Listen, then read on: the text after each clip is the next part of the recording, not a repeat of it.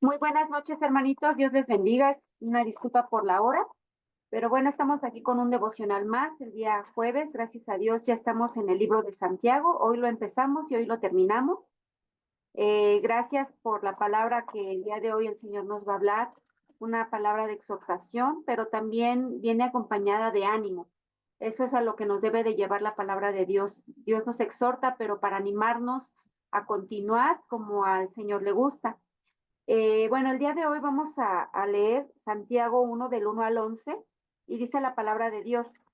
Santiago, siervo de Dios y del Señor Jesucristo, a las 12 tribus que están en la dispersión salud, hermanos míos, tened por sumo gozo cuando os halléis en diversas pruebas, sabiendo que la prueba de vuestra fe produce paciencia, mas tenga la paciencia su obra completa, para que seáis perfectos y cabales, sin que os falte cosa alguna.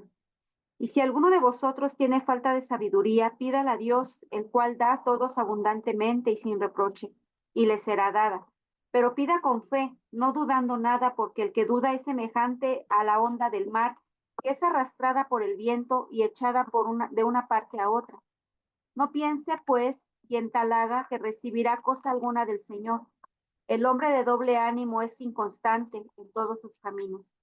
El hermano que es de humilde condición gloríese en su exaltación, pero el que es rico en su humillación, porque él pasará como la flor de la hierba, porque cuando sale el sol con calor abrasador, la hierba se seca, su flor se cae y perece su hermosa apariencia.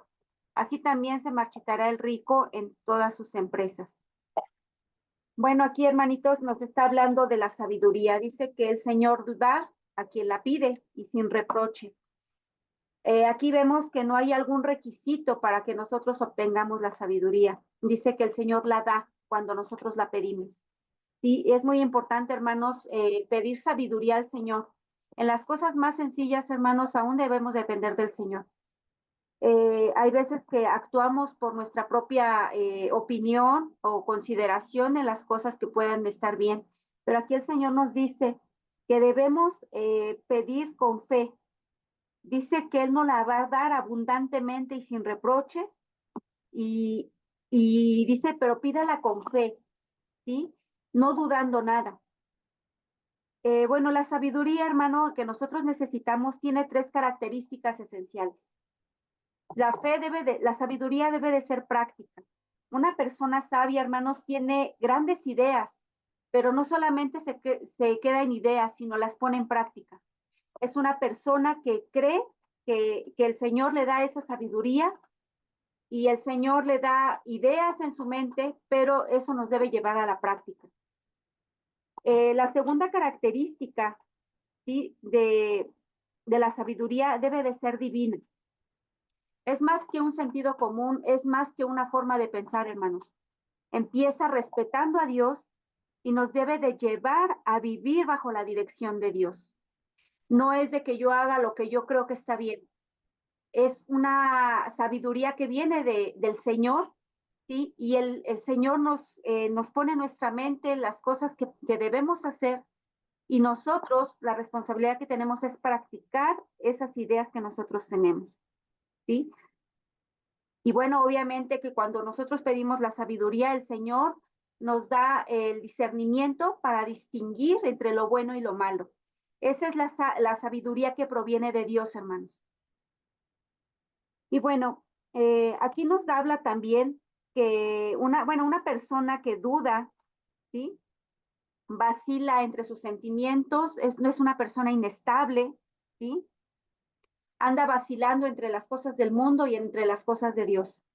Una persona que tiene su fe firme en el Señor no debe de dudar en el poder del Señor. ¿Por qué?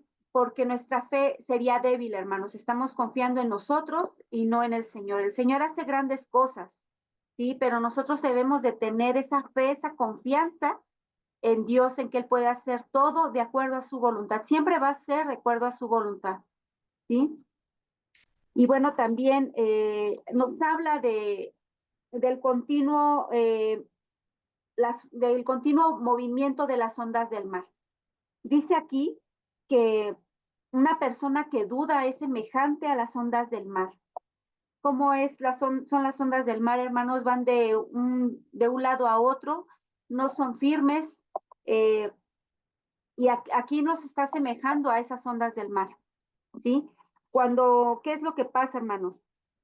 Cuando las ondas del mar tienen mayor intensidad a veces, menor intensidad otras veces, ¿sí?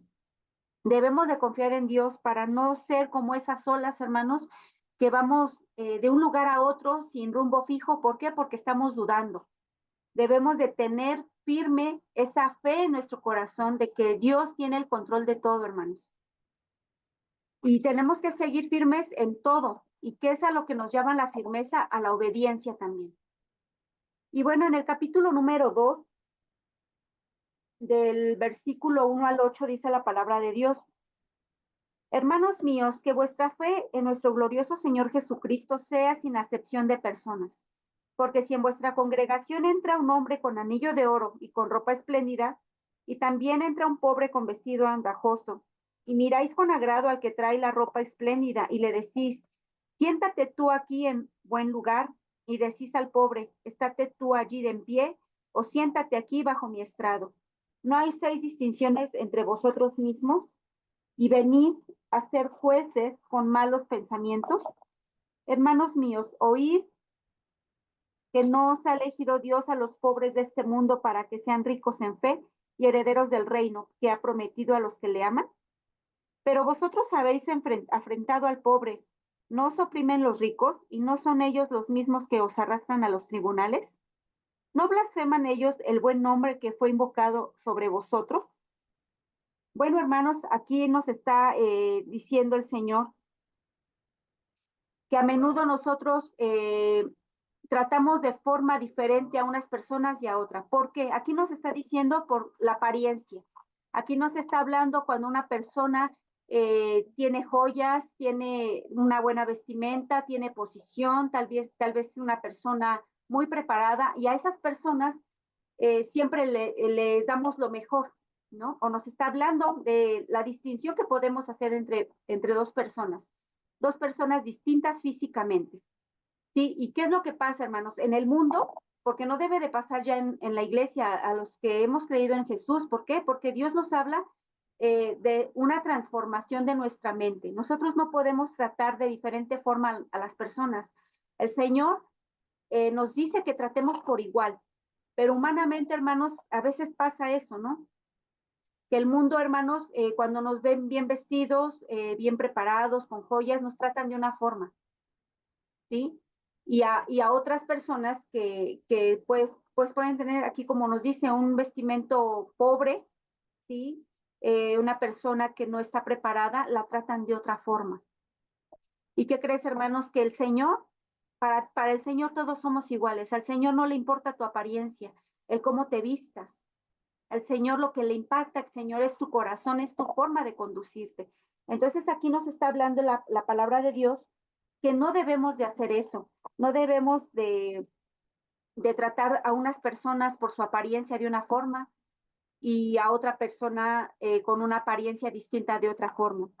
Aquí Santiago desaprueba ese favoritismo, ese es un favoritismo, ¿sí? Entonces, hermanos, la pregunta es esta: ¿cómo estamos tratando a las personas? ¿Por su apariencia? ¿O realmente estamos tratando a las personas como el Señor nos trata a nosotros? Y aquí nos está hablando también acerca de eso, precisamente, de las personas que traen anillos, que traen un buen vestido, que tienen porte o tienen presencia por su vestimenta. Y bueno, hermanos, aquí Dios nos dice que Él no nos promete riquezas o recompensas terrenales. Más bien, Cristo nos dice que debemos estar dispuestos a sufrir por Él y renunciar a todo lo de este mundo. ¿Sí? ¿Para qué? Para que seamos dignos de tener esa vida eterna que el Señor nos promete. Si somos fieles a Cristo, hermanos, en esta vida tendremos riquezas incalculables en la eternidad. El Señor, cuando llegamos a sus pies y cuando conocemos a Jesús y ponemos nuestra confianza en Él no nos promete que no vamos a tener problemas o no vamos a tener escasez, hermanos. El Señor aquí nos está diciendo, ¿sí? Que tenemos que estar dispuestos a sufrir, así como Jesús lo hizo. Jesús, siendo Dios, no vino con anillos, no vino con vestido muy fino, ¿sí? Para mostrarse. Él siempre fue humilde en su condición, en su corazón, ¿sí? Pero también en su vestimenta. ¿Y él a quién se acercaba, hermanos? A las personas necesitadas, a las personas enfermas. Su corazón estaba en esas personas, hermanos, y él no hacía distinción. Sí, no estaba haciendo distinción porque, o querer quedar bien con los demás, con las personas que estaban más preparadas. Y bueno, vamos a saltarnos a Santiago 3 y vamos a leer del 2 al 5. Dice la palabra de Dios. Porque todos ofendemos muchas veces. Si alguno no ofende en palabra, este es varón perfecto, capaz también de refrenar todo el cuerpo. He aquí nosotros ponemos freno en la boca de los caballos para que nos obedezcan y dirigimos así a todo el cuerpo. Mirad también las naves, aunque tan grandes y llenas de impetuosos vientos, son gobernadas con un muy pequeño timón, por donde el que las gobierna quiere. Y nos dice el versículo 5, así también la lengua es un miembro pequeño, pero se jacta de grandes cosas. He aquí cuán grande bosque enciende un pequeño fuego. Hermanos, bueno, aquí vemos, nos está hablando de la palabra de Dios acerca de la lengua. ¿Por qué? Porque Satanás, el enemigo, usa la lengua para dividir a las personas. Con nuestras palabras podemos ser de bendición, hermanos, pero también podemos lastimar y destruir. Nuestras palabras necias a veces más bien son siempre un peligro y no podemos detener su efecto después de que las hablamos. Sí, cuando nosotros expresamos palabras podemos ser de mucha bendición y podemos alentar a los demás. Pero ¿qué pasa, hermano, cuando nosotros hablamos palabras necias y ofensivas hacia los demás? Ya no podemos detener ese efecto que nuestras palabras causan en los demás. ¿Sí? Y aquí nos hace mucho énfasis que antes de decir algo, hermanos, recordemos que las palabras son como el fuego, no se puede controlar ni revertir el daño que causamos con ellas. Aunque nos disculpamos, a veces aunque creeremos enmendar ese error o ese pecado o esas ofensas hacia una persona, ¿qué es lo que pasa? Sí, perdonamos o nos perdonan, pero el efecto que ya causó ya dañó a las personas. ¿Sí? Es como el fuego, hermanos, cuando el fuego se empieza a prender poquito, ¿qué es lo que pasa? Se expande y ya no se controla o es muy difícil que se controle. ¿Y qué es lo que pasa, hermanos, cuando nos dañan con las palabras o dañamos con las personas o dañamos a los demás con nuestras palabras? El Espíritu Santo nos da también dominio. El Señor, a través de su palabra, nos da el dominio para controlar nuestras palabras. Por eso es la importancia. Todo va ligado con sabiduría, todo va ligado con la fe. Y ahorita nos está hablando de la lengua. Si nosotros pedimos sabiduría al Señor, si nosotros ponemos nuestra confianza plena y total en el Señor, ¿qué es lo que pasa? El Espíritu Santo va a controlar, ¿sí? Nos va a dar ese dominio en nuestra lengua para poder eh, controlar nuestras palabras y evitar herir a los demás. Y bueno, hermanos, esto es muy importante, hermanos, que podamos ser firmes en nuestra fe, ser firmes en que nosotros debemos de buscar la sabiduría del Señor, no nosotros. A veces yo digo, me pongo a pensar y antes pedía yo ciertas cosas, pero no tomando en cuenta al Señor o no pidiendo dirección del Señor. Para todo, hermano, hasta para lo más mínimo debemos de pedirle sabiduría al Señor para saber cómo vamos a hablar, para saber qué vamos a hacer. En lo más mínimo, hermanos, necesitamos al Señor. ¿Por qué? Porque si lo ignoramos, lo ponemos en segundo término, las cosas salen mal. Entonces, aquí la palabra de Dios nos habla, hermanos, acerca de esto. Cuando nosotros nos dejamos guiar por el Espíritu de Dios, el Espíritu Santo nos va a dar dominio sobre nuestras emociones, sobre nuestras palabras, Que nuestras palabras sean siempre para edificar, hermanos, siempre para alentar a seguir adelante. Ayer veíamos en el estudio que tuvimos con la hermana Rosy, un estudio muy hermoso que me encantó, para continuar la carrera, hermanos. Tenemos que seguir. A veces nos vamos a decaer, a veces nos vamos a desanimar, a veces nos vamos a entristecer, pero no nos vamos a quedar ahí. Tenemos que seguir adelante porque la carrera todavía nos falta, hermanos, hasta que el Señor nos llame a su presencia. Pero, ¿qué carrera estamos llevando, hermanos? ¿Nos hemos quedado estancados o estamos pidiéndole al Señor sabiduría, discernimiento para seguir adelante en esa carrera? El Señor nos da la fuerza y la fortaleza, hermanos, aún en momentos difíciles. Pero, ¿qué es lo que debemos hacer? Pedirle sabiduría al Señor. Dice que Él la va a dar. Aquí algo muy hermoso, hermanos, que dice la palabra de Dios en Santiago. Y si alguno de vosotros tiene falta de sabiduría, pídala a Dios.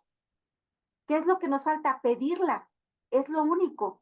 Y dice, el cual no la da a todos abundantemente. No nos da poquita sabiduría, nos da en abundancia y sin reproche, sin requisitos que dar para recibir esa sabiduría. Dice, y les será dada. Pero aquí hay otra cosa, pero debemos pedir con fe, no dudando de lo que el Señor no la puede dar, ¿sí? Para que no estemos así, como las olas del mar, divagando, dudando, a veces creyendo, a veces dudando, ¿no, hermanos? Aquí el Señor nos habla de una fe práctica, sabiduría práctica. Hermanos, espero que este devocional haya sido de bendición a tu vida como fue a la mía. Gracias a Dios por su palabra, porque en su palabra siempre el Señor quiere animarnos a seguir adelante. A veces el camino es difícil, hermanos. A veces es difícil, a veces nos tropezamos, nos cansamos, pero sigamos adelante, hermanos. Oremos unos por otros para que el Señor nos permita continuar esa carrera tan hermosa en donde la meta debe de ser Cristo, hermanos. Siempre mirar a Cristo, no ver tus circunstancias, no ver tus limitaciones, siempre ver a Cristo. Nuestra meta es Cristo, hermanos. No hay otra cosa más. Que Dios te bendiga, hermano. Te mando un fuerte abrazo y nos vemos el próximo domingo. Que Dios les bendiga.